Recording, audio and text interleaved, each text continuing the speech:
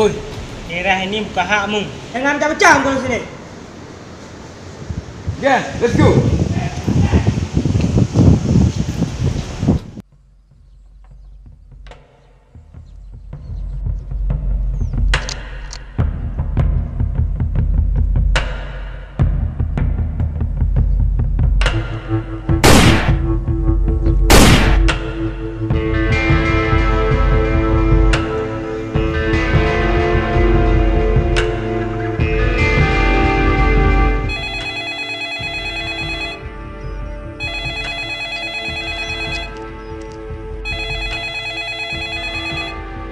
Halo dia.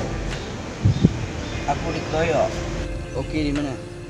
Di gedung mes. Lantai 3. Saya langsung ke lokasi.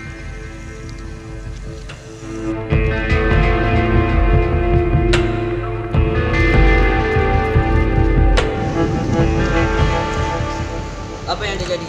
Kelompok bogel marah sama kita. Bikinkan kondisimu dulu. Kamu dulu kabar tak?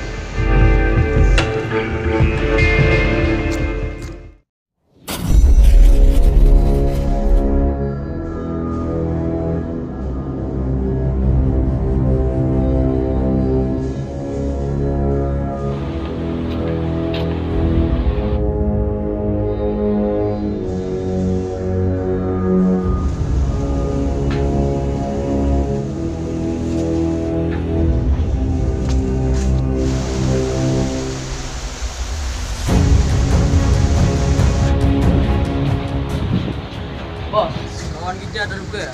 Siapa? Tuneh, bos.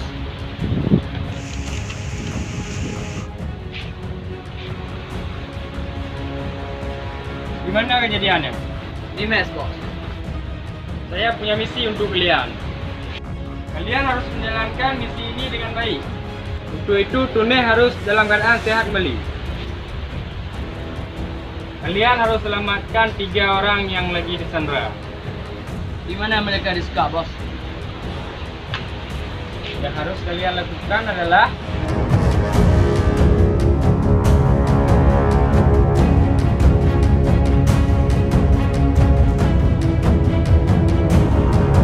gimana kalian? Sudah siap? Siap, bos. Siap, bos. Let's go.